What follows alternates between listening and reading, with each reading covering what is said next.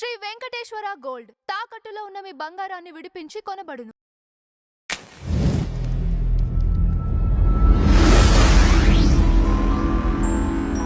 ఋగ్వేద అధ్యాపకులు, శ్రీ కశ్యప వేద విద్యామందిరం పాఠశాల మరియు హిందూ ధర్మక్షేత్ర యూట్యూబ్ ఛానల్ వ్యవస్థాపకులు అయినటువంటి సంతోష్ గణపాటి గురుగారు మనతో పాటు ఉన్నారు. గురువుగారిని అడిగి సనాతన ధర్మంలో ఈ సమాజంలో చాలా మందికి సందేహాలు ఉన్నాయి. అలాంటి సందేహాలకి సమాధానాలు తెలుసుకుందాం. నమస్కారం గురుదేవ. నమస్కారం గురుదేవ. ఈ మధ్య మన తెలుగులో దేశం మొత్తంలో ఉన్న దేవాలయాలు తిరుగుతున్నారు. సంతోషకరమైన విషయమే, కాదనట్లేదు. కానీ మన రెండు తెలుగు రాష్ట్రాల్లోనే ఉన్న శక్తివంతమైన క్షేత్రమైన శివాలయాన్ని కానీ, అమ్మవారి ఆలయాన్ని కానీ, గణపతి ఆలయాన్ని కానీ వాళ్ళు నిర్లక్ష్యం చేస్తున్నారు, పట్టించుకోవట్లేదు. అలాంటి ఒక గొప్ప దేవాలయం శ్రీశైలం. శ్రీశైలం యొక్క గొప్పతనం ఎలా దర్శించుకోవాలి, స్వామివారిని అమ్మవారి అనుగ్రహాన్ని సంపూర్ణంగా పొందాలంటే ఏ క్రియలు చేస్తే మనకు జరుగుతుంది? శ్రీశైలం అనేటటువంటి క్షేత్రం అండి తెలుగు వాళ్లకు ఒక వరం లాంటిది. దృష్టిలో పెట్టుకోండి. రోజు కూడా మేము మాలాంటి వాళ్ళు చాలామంది సంధ్యావందనాదులు చేసుకుంటారు. సంధ్యావందనం, హోమం, యజ్ఞం, యాగం ఇవన్నీ చేసుకుంటూ ఉన్నప్పుడు సంకల్పంలో ఏం చెప్తారంటే శ్రీశైలస్య, ఇది భాగ్యనగరం కాబట్టి వాయువ్య దిగ్భాగే అని చెప్తాం అన్నమాట. అంటే మొత్తం శ్రీశైల క్షేత్రానికి మేము ఏ దిక్కులో ఉన్నాము అని సంకల్పంలో చెప్పుకుంటాం. అంతటి ఉన్నతమైనటువంటి క్షేత్రం అది. ఎక్కడికి వెళ్ళినా చెప్పాల్సిందే. కాశీ వెళ్ళినా కూడా సాధారణంగా మనం శ్రీశైలానికి ఏ దిక్కులో ఉన్నాము అని చూసుకుని చెబుతూ ఉంటాం అన్నమాట అండి. అంతటి మహత్తరమైనటువంటి క్షేత్రం. ఆశ్చర్యకరంగా ఈ రోజుల్లో శ్రీశైల క్షేత్రాన్ని వదిలిపెట్టి ఇతర రాష్ట్రాల్లో ఉన్నటువంటి దేవాలయానికి మన వాళ్ళు పరుగులు పెట్టడం, బాగా అక్కడికి వెళ్ళి తిట్టించుకోవడం చాలా ఆశ్చర్యకరం అండి. అరుణాచలం అనేది గొప్ప క్షేత్రం, ఏం అనుమానం ఏం లేదు. అక్కడ సాక్షాత్తుగా రమణ మహర్షి వారు సిద్ధి పొందినటువంటి ప్రదేశము. కొండే శివలింగము అని చెప్పేసి పురాణాలు చెబుతున్నాయి, కాదని చెప్పటం లేదు. కానీ నేటి రోజుల్లో కొన్ని పరిస్థితులు బాగాలేవండి. ఏమిటి పరిస్థితులు అని అంటే కనుక తెలుగు వాళ్ళు అత్యధికంగా అరుణాచలం వెళుతూ ఉన్నారు. అరుణాచలానికి తెలుగు వాళ్ళు ఎక్కువగా వెళ్ళడం వల్ల మన డబ్బు అక్కడ మనం ఇస్తూ ఉన్నాం కదా, ఆ డబ్బు అంతా కూడా ఎవరికి ఇస్తున్నాం? మనము తమిళనాడుకి ఇస్తున్నాము. తమిళ జనము అదేవిధంగా తమిళ గవర్నమెంట్ కూడా దీనివల్ల లబ్ధి పొందుతూ ఉన్నది. తద్వారా చూస్తే తెలుగు వాళ్ళు అత్యధికంగా సందర్శించడం వల్ల తెలుగు వాళ్ళ వల్ల తమిళులు మరియు తమిళనాడు లబ్ధి పొందుతూ ఉన్నది. కానీ ఎందుకని తెలుగు వాళ్ళు వచ్చి వాళ్ళు ఇక్కడంతా ఆక్రమించేస్తున్నారు అనే మాటలు ఎందుకు వస్తూ ఉన్నాయి? ఇది కొంచెం దురదృష్టకరం. భగవంతుడికి భాష లేదండి. ఆ మధ్యన ఇలాంటి మాటలు వచ్చినప్పుడు కూడా అనవసరంగా తెలుగు తమిళ భేదాలు అనేవి సృష్టించవద్దు అని నేను అందరికీ కూడా సూచన చేశాను. అయినప్పటికీ కూడా ఇప్పుడు ఎందుకు చెబుతూ ఉన్నాము మనము అని అంటే, మన దగ్గర ఉన్నటువంటి క్షేత్రాన్ని మనం విస్మరించవద్దు. అంత మాత్రమేనా? శ్రీశైలం అంటేనండి జ్యోతిర్లింగాలలో ఒకటి, శక్తిపీఠాల్లో ఒకటి. ఇంతటి గొప్ప క్షేత్రం మనకు దక్షిణ భారతదేశంలో ఇంకేమున్నాయి చెప్పండి? రెండు ఉన్నవి. అష్టాదశ శక్తిపీఠాల్లో ఒకటి, ద్వాదశ జ్యోతిర్లింగాల్లో ఒకటి. రెండు కలిసినటువంటి క్షేత్రం ఏమిటి అని అంటే ఇక్కడ శ్రీశైలం, అక్కడ కాశీ. మీకు మళ్ళీ ఇలాంటి గొప్ప క్షేత్రాన్ని మన వాళ్ళు వదిలిపెట్టేశారు. అంటే అందరూ అని చెప్పటం లేదు, మనం అంత గొప్పగా తీసుకోము, ఎందుకో తెలియదు, అంతగా ప్రచారం అవ్వలేదు. ఈ మధ్య కాలంలో పెరిగిందిలేండి బాగానే. ఈ మధ్యనే వెళ్ళాను నేను. వెళ్ళినప్పుడు శ్రీశైలానికి కూడా జనం బాగా భారీగా వస్తున్నారండి అని అక్కడ వాళ్ళు చెప్పారు.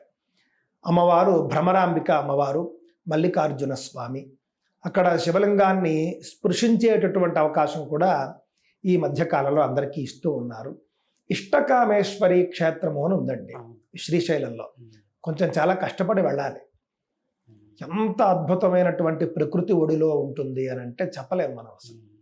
అక్కడికి వెళ్ళి దర్శనం చేసుకుని ఏదో పూజా విధానం ఉంటుంది, చేస్తే కనుక మన కోరిక తీరుతుంది. ఇష్టకామేశ్వరి, అక్కడికి వెళ్ళాలి. అలాగే మీకు ఇంకా పాతాళ గంగ మొదలైనటువంటి జలపాతాలు ఉన్నాయి. శ్రీశైలంలో ఆక్సిజన్ కూడా చాలా చక్కగా ఉంటుంది. కావున మన క్షేత్రాలను మనం సందర్శించుకుందాము. శ్రీశైలం లాంటి క్షేత్రాలకి కనీసం 3 రోజులు ఉండేట్టుగా వెళితే బాగుంటుంది. ఏదో ఒక రోజు ఇలా వెళ్ళలా వచ్చేసామని కాకుండా అక్కడి శక్తిని మనం అనుభవించాలి అని అంటే కనుక మన వాళ్ళు ఎంత దారుణంగా ఉంటుందంటే అలా వెళ్ళి ఇలా దర్శించుకుని ఇలా వచ్చేస్తారు. వీళ్ళకి కోరికలన్నీ తీరిపోవాలి. ఎలా అయిపోతుందండి? ఇప్పుడు మీరు ఒక ఉద్యోగం చేస్తూ ఉన్నారు. మీకు ఉద్యోగంలో ప్రమోషన్ రావాలంటే మీరు ఎంత కష్టపడాలి. అలాంటి ప్రమోషను మనం ఒక్కసారి వెళ్ళి అలా దర్శించి రాగానే వచ్చేయాలని ఎలా కోరుకుంటాం మనం?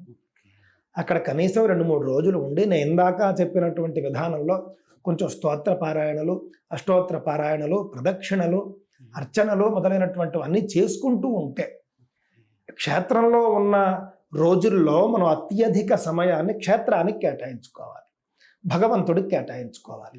అక్కడ పాతాళ గంగా వంటి పుణ్యతీర్థాలు ఉంటే స్నానం చేసి రావడం, సాత్విక ఆహారం తీసుకోవడం, చక్కగా జపానికి కూర్చోవడం. జపతో నాస్తి పాతకం అన్నారు. అదేవిధంగా భగవద్గీతలో ఏమన్నాడు ఆయన? యజ్ఞానాన్ జప యజ్ఞోస్మి అన్నాడు ఆయన. అన్ని యజ్ఞాల కంటే కూడా నేను జపయజ్ఞాన్ని అయి ఉన్నాను. కావున జపం చేస్తూ చేస్తూ చేస్తూ ఉంటే ఫలితం వస్తుంది. మీకు ఫలితం రాలేదంటే మీరు సరిగ్గా చేయలేదని అర్థం, లేదా మీరు చేయవలసినంత చేయలేదని అర్థం. అంతే అంతే తప్ప నేను చేస్తూనే ఉన్నానండి. నేను చాలామందిని అడిగానండి, ఏమండి మీరు ఏమైనా అంటే రకరకాల సమస్యలతో వచ్చినప్పుడు రోజు భగవంతుడికి ఏమైనా చేసుకుంటారా అంటే 5 నిమిషాలు లేకపోతే 10 నిమిషాలు. అది కూడా చెప్పరు చాలామంది. అసలు సమయం లేదండి అంటారు. సమయం లేకుండా ఎందుకు ఉంటుందండి? రోజు గంటలు మన వాళ్ళు కూర్చుని రీల్స్ షార్ట్స్ చూసుకోవడానికి సమయాలు ఉంటాయి. ఏదైనా సినిమాలు వస్తే 3 అవర్స్ 4 అవర్స్ ఖచ్చితంగా వెళ్ళిపోతారు. వీకెండ్స్ వస్తే రకరకాల. ఇక్కడ సమయం లేకపోవడం అనేది ఎవరికి ఉండదండి. ప్రైమ్ మినిస్టర్ కూడా సమయం ఉంటుంది. మనం దేనికి ప్రాధాన్యత ఇచ్చామనేది ముఖ్యం. మీరు ఇచ్చేటటువంటి ప్రియారిటీని బట్టి సమయం ఉండడం ఉండకపోవడం అంతే. మీరు సమయం లేదంటున్నారు అని అంటే ప్రియారిటీ ఇవ్వటం లేదని అర్థం. అంతకుమించి ఇంకేం లేదు. మీరు భగవంతుడికే ప్రియారిటీ ఇవ్వకపోతే ఇంకెవరికి ఇస్తారు? కావున ఆ విధంగా క్షేత్రాలలో జపం చేసుకోవాలి. అష్టోత్తరాలు, స్తోత్రాలు, సహస్రనామావళులు ఇవి చేసుకున్నారనుకోండి, చక్కగా మీరు అలా కూర్చుని శివాయ నమః, మహేశ్వరాయ నమః, శంభవే నమః, పినాకినే నమః అని మీరు అష్టోత్తరం చేసుకుంటూ ఉంటే, నేను ఈసారి శ్రీశైల క్షేత్రానికి వెళ్ళి వచ్చే లోపల శివ అష్టోత్తరాన్ని 20 సార్లు చేస్తాను, 30 సార్లు చేస్తాను, 50 సార్లు చేస్తాను, 100 సార్లు చేస్తాను. ఇలా పెట్టుకుంటే మీకు ఫలితాలు ఎందుకు రావో చెప్పండి? మీరు వెళ్ళి దర్శనం చేసుకుని వచ్చేస్తే మీకు అన్ని పనులు అయిపోవు. దర్శనం అనేది మీకు మొదటి మెట్టు అంతే. మీరు ఇంకా ఎక్కవలసిన మెట్లు చాలా ఉంటాయి. కావున మన శ్రీశైల క్షేత్రాన్ని మనం దర్శిద్దాము. మీ ఇంట్లో కూర్చుని మీరు అష్టోత్తరం ఒకసారి చేస్తే మీకు సాధారణంగా మీకు ఎంత ఫలితం ఉంటుందో 108 నామాలు, అక్కడ మీరు ఒక్క నామం చేస్తే మీకు అంతటి ఫలితం వస్తుంది. మీరు ఇంట్లో 100 సార్లు ఒక అష్టోత్తరం చేస్తే ఎంత ఫలితమో క్షేత్రంలో మీరు ఒకసారి చేస్తే అంత ఫలితం వస్తుంది. కావున క్షేత్రం అనేది చాలా గొప్పది. అందున మన తెలుగు వాళ్ళు గర్వించేంతటి ఒక గొప్ప క్షేత్రం ఏమిటి అని అంటే కనుక శ్రీశైల మహాక్షేత్రము. శ్రీశైల ఖండము అని చెప్పేసి పెద్ద గ్రంథమే ఉంది, కాశీఖండం కంటే పెద్దది. చాలా అద్భుతమైనటువంటి కథలు ఉంటాయి దాంట్లో. ఒక మహనీయమైనటువంటి ఒక క్షేత్రము. తెలుగు వాళ్ళు శ్రీశైలాన్ని తప్పక సద్వినియోగం చేసుకుందాము. ఖచ్చితంగా కార్తీక మాసంలోనే వెళ్ళిపోవాలి, ఖచ్చితంగా సోమవారాల్లోనే వెళ్ళిపోవాలి. ఎందుకండి?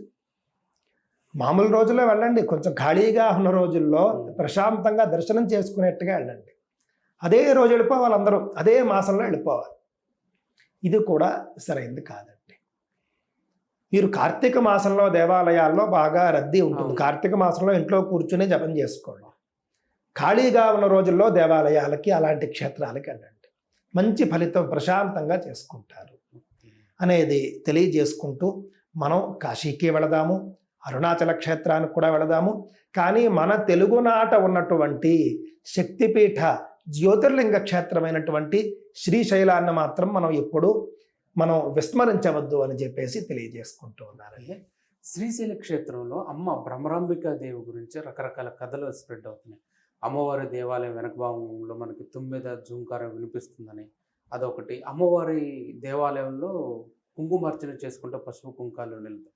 అమ్మవారి గురించి అమ్మవారికి భ్రామరి అని పేరండి. భ్రామరీతి చ మాల్లోకాహ అని చెప్పి మీకు దేవీ మాహాత్మ్యంలో ఉంటుంది. ఓకే. మీరు దేవీ మాహాత్మ్యంలో చూస్తే ఒక రాక్షసుణ్ణి అమ్మవారు చంపుతుంది. అరుణాసురుడు అనుకుంటున్నాను, అంతే. అరుణాసురుడు అనేటటువంటి ఒక రాక్షసుణ్ణి అమ్మవారు భ్రమర రూపంలో, తూనీగ రూపంలో చంపుతుంది. అందుకని ఆవిడకు భ్రామరి అనేటటువంటి పేరు వస్తుంది. ఓకే. ఇలా నేను భవిష్యత్తులో చేస్తాను అని చెప్పేసి ఎప్పుడో చెప్పుంటుంది ఆవిడ. మీరు మార్కండేయ పురాణాంతర్గత దేవీ మహాత్మ్యంలో చూస్తే 11వ అధ్యాయంలో ఉంటుంది ఈ కథ. అందులోనే మన ఇంద్రకీలాద్రి గురించి కూడా ఉంటుంది. ఈ విధంగా నేను అరుణాసురుడు అనే రాక్షసుడిని సంహరిస్తాను, సంహరించి భ్రామరి అనే పేరుతో నేను అన్ని లోకాల్లోనూ కూడా పిలువబడతాను అని చెప్పేసి ఆవిడ ముందే చెబుతుంది. ఆ విధంగా అమ్మవారు ఆ రూపంలో అక్కడ వెలిసింది. అద్భుతమైనటువంటి స్వరూపం. తూనీగ రూపంలో చూడండి, భ్రమరం అంటే మన సనాతన ధర్మంలో ఏ జీవి కూడా అల్పమైనది కాదు. అమ్మవారు ఏ రూపం తీసుకునైనా సరే ఆవిడ దుష్ట శిక్షణ చేస్తుంది, శిష్ట రక్షణ చేస్తుంది అని అర్థమవుతూ ఉన్నది. మీరు చెప్పినట్లుగా ఖచ్చితంగా క్షేత్రాల్లో రకరకాల నిదర్శనాలు ఉంటాయి మనకి. అక్కడ అమ్మవారు ఉంది, అక్కడ భగవంతుడు ఉన్నాడు. కాళహస్తిలో చూస్తే శివలింగం శ్వాస పీల్చుకుంటుంది అనేటటువంటి అందరూ చెబుతారు, అనుభవ సిద్ధంగానే చెబుతారు. అక్కడ దీపం కొంచెం అలాగే ఎల్లప్పుడూ ఊగుతూ ఉంటుంది అనేటటువంటిది. కావున ఒక్కొక్క క్షేత్రంలోనూ ఒక్కొక్క ప్రత్యేకత అనేది ఎల్లప్పుడూ ఉంటుంది. శ్రీశైలంలో అలాంటి ప్రత్యేకతలు బోల్డ్ ఉన్నాయి. చాలామంది యోగులు తిరుగుతూ ఉంటారు, ఎందుకంటే యోగులు అలాంటి చోటే ఉంటారు. కలియుగం కాబట్టి మనుష్యుల మధ్యలోకి రారు. మీరు పురాణంలో ఏ పురాణంలోనూ గుర్తులేదు కానీ వ్యాస మహర్షులందరికీ సూచన చేస్తాడు ద్వాపర యుగాంతంలో. కలియుగం వచ్చేస్తుంది, మీరంతా కూడా అంతర్ధానం అయిపోండి, మీరంతా కూడా అదృశ్యమైపోయి సమాజానికి దూరంగా తపస్సు చేసుకోండి, మళ్ళీ కలియుగాంతం అయ్యాక కృతయుగం వచ్చినప్పుడు వద్దురు కానీ అని చెప్పేస్తాడు అందరికీ. అంటే కలియుగ లక్షణం అలాంటిది. అలాగే చాలామంది మహర్షులు వాళ్ళంతా కూడా నేటికి ఉంటారు, మనకు కనిపించరు. లేదా వాళ్ళు దర్శనం ఇవ్వగలిగినటువంటి వ్యక్తులు ఎవరైనా ఉంటే వాళ్ళు దర్శనం ఇవ్వవచ్చు. వ్యాస మహర్షి శంకరాచార్యులకు కాశీలో దర్శనం ఇచ్చినట్లుగా దర్శనం ఇస్తారు. ఆ సమయం రావాలి, ఆ యొక్క సందర్భం రావాలి, ఆ వ్యక్తి అంతటి గొప్పవాడు అయ్యాడు.